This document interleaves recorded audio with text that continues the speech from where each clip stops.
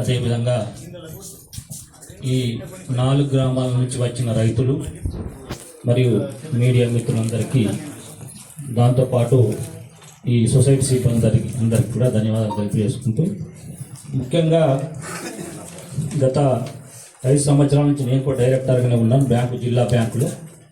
So గతంలో ఉన్న society ఎలా హెల్దీగా ఉందో ఈరోజు అలా కనిపించట్లేదు.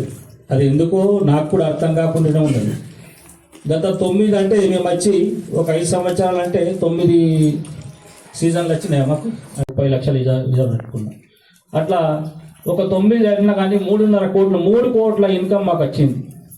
అప్పటి అంతకుముందు కూడా మన సొసైటీ బాగా హెల్దీగా ఉంది. ఇవాళ నేను బ్యాంకులు ఉన్నా కాబట్టి నా బాధ వేదన మీతో చెప్పుకోకపోతే, ఎందుకంటే పరిస్థితి ఇవాళ నెక్స్ట్ గతం గవర్నమెంట్ ఏం చేసిపోయిందో ఈ గవర్నమెంట్ చేసినట్లున్నది. ఇప్పుడు మా కథ కూడా మేము చెప్పుకోలేకపోతున్నాం పరిస్థితి.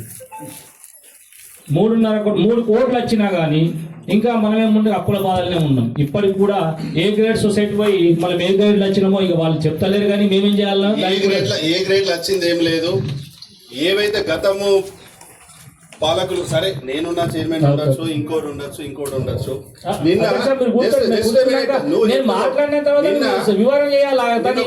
కమిషన్ వచ్చింది రవి గారు, మీరు మీడియా మిత్రులు కూడా వినాలి.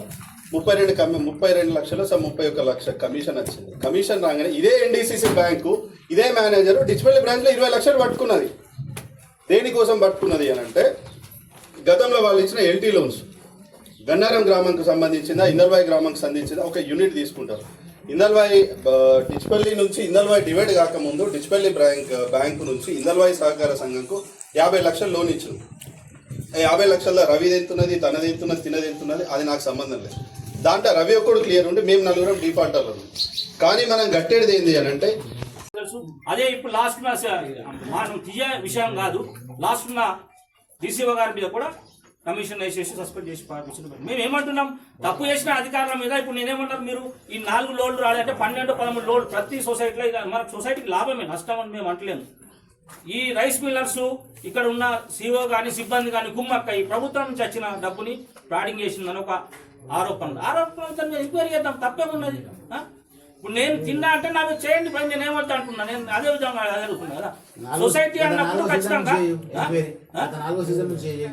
ఇప్పుడు ఏమంటున్నాము పోలేదు కదా. ఇప్పుడు 10 కిలోలు కడతా పోయింది, పోయిందన్నా పోయింది. మరి ఎటువంటి వచ్చిన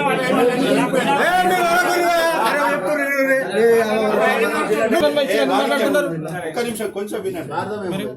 గతంలో ఏమంటే ఒక్క నిమిషం డైరెక్ట్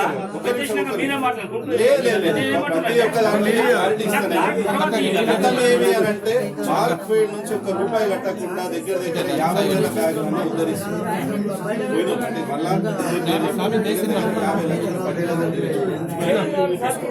గోదాంలో నుంచి 4 గోదాంలో నుంచి అట్లా చేసుకుంటా పోతే వీడు వచ్చిన కమిషన్ అంతా జీరో అయిపోయినాక మనం ఏమన్నా 20 లక్షల రూపాయలు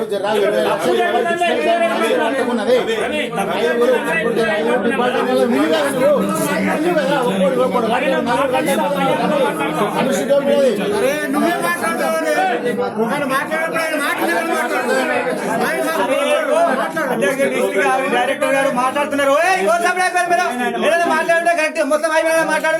డైరెక్టర్ గారు మాట్లాడుతున్నారు, మొత్తం విన్న తర్వాత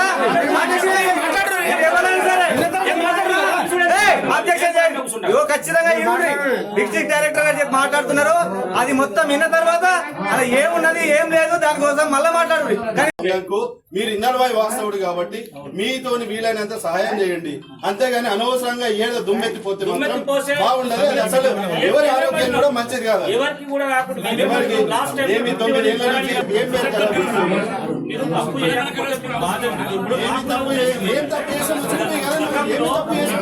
ఏదైతే బిల్డింగ్ కట్టిందో ఆ బిల్డింగ్ లో చాలా మొత్తం ఫ్రాడింగ్ అయిందని ఒక ఉద్దేశం ఉన్నది కూడా ఉన్నది. ఏదైతే స్టేషన్ లో కట్టిన బిల్డింగ్ రైట్. నువ్వు ఇప్పుడు మన మీటింగ్ అయిపోయినాక పోదామా, ఇప్పుడు పోదామా, ఎప్పుడు పోయినా కానీ నీకు వచ్చిన నీ నంబరు, లారీ నంబరు, నీ ట్రాన్స్పోర్ట్, మనకి బేబీలు ఎంత వచ్చింది అవన్నీ 100% రైస్ మిల్కి వెళ్ళి నీ పొట్ట ఒక 100 సంచులు పోతే నీ క్వింటాలు వస్తాయి.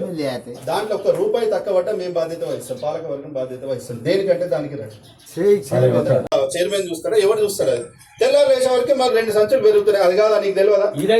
నువ్వు చెప్పిన రైతుల పైసలు ఎందుకు చెప్పవు? బ్యాంకులకి ఇస్తలేదు, రూపాయి ఇస్తలేదు. మనం 30 లక్షల కమిషన్ పడితే 20 లక్షలు కట్ చేసుకొని 10 లక్షలు ఇస్తారు.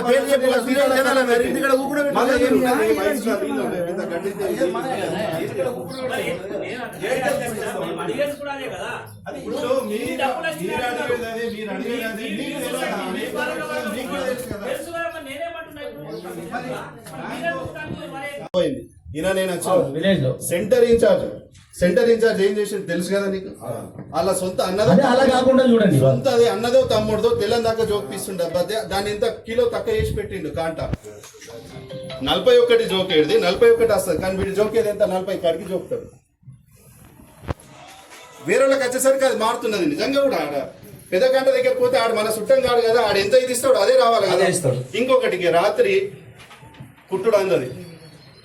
కొన్ని దగ్గరలో ఈ సమస్యలు అందరి దగ్గర అందరని కాదు. 100 సంచులు అయింది కిలో, ఇళ్ళకెళ్ళి కిలో 100 సంచులు సంచులకి కిలో తీస్తే పొద్దున అడుగుతాం సెంటర్ ఇన్ఛార్జ్. ఆడు మామదో ఆడిది ఓడదో ఉంటుంది, బామ్మడిది ఉంటుంది. అన్న కులం మిగిలిన 2 సంచులు తీసుకొచ్చి 100 సంచులు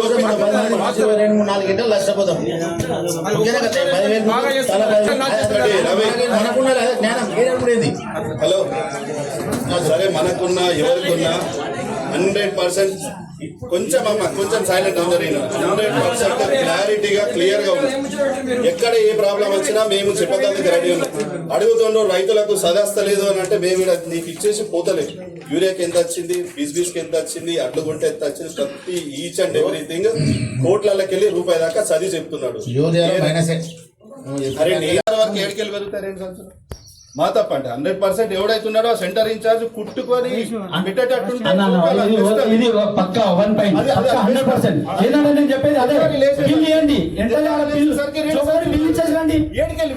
ఆ 2 సంచులు అదే అడిగినాం మేము.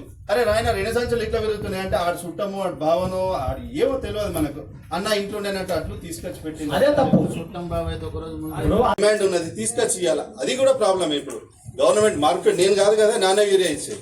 మార్కెట్ ఎవడైతే సప్లై చేస్తుండో వాడే ఇస్తున్నాడు, నానా యూరియా ఇస్తున్నాడు. అది కూడా ప్రాబ్లం. అది ప్రాబ్లం. సరే అది ఇవ్వద్దు, సన్న యూరియా తేవాలి. సన్న యూరియా అయితే పుట్ట మీద చల్లం, మనమే చల్లం. అది ఈ చిన్నవి తప్ప నీకు మేజర్ ఇష్యూస్, మేజర్ ప్రాబ్లమ్స్ అనేది ఎక్కడా లేవు. 100% కొనుగోలు కూడా జిల్లాలో ముందు సరే రోడ్డుకున్నదా, పిల్లలు సహకారమా, మా పాలక వర్గ సహకారమా, డైరెక్టర్ ఉన్నాడు, ఎమ్మెల్యే సహకారంతో 100% ముందే పంపిస్తున్నాం. ఎక్కడ కూడా ఎటువంటి ప్రాబ్లం లేదు. కొనుగోలు కాదు. బస్ ఇదే 2 కిలోలు 3 కిలోలు అంటే ఇసుండి లంగతనం ఉంటేనే కట్ అవుతుంది. కానీ సిబ్బంది కానీ ఎవడు కానీ ఆడు చేసే పర్మనెంట్ సిబ్బంది అబ్బా. ఇప్పుడు కైకిలు పెట్టుకుంటాం అబ్బా, ఆడు పొద్దు కింద ఆడు ఎంబటి ఉండి చూస్తావు, పని చెప్పి పోతాం. ఆడు లంగతనం చేస్తే దానికి బాధ్యులం కాదు కదా. అది దానికి కూడా ఎప్పటికప్పుడు వార్తలను వీక్షించేందుకు Q9 న్యూస్ ని సబ్స్క్రైబ్ చేసుకోండి, లైక్ చేయండి, షేర్ చేయండి. విలువైన సమాచారాన్ని ముందుగా మీరే తెలుసుకునేందుకు బెల్ బటన్ ని క్లిక్ చేయండి.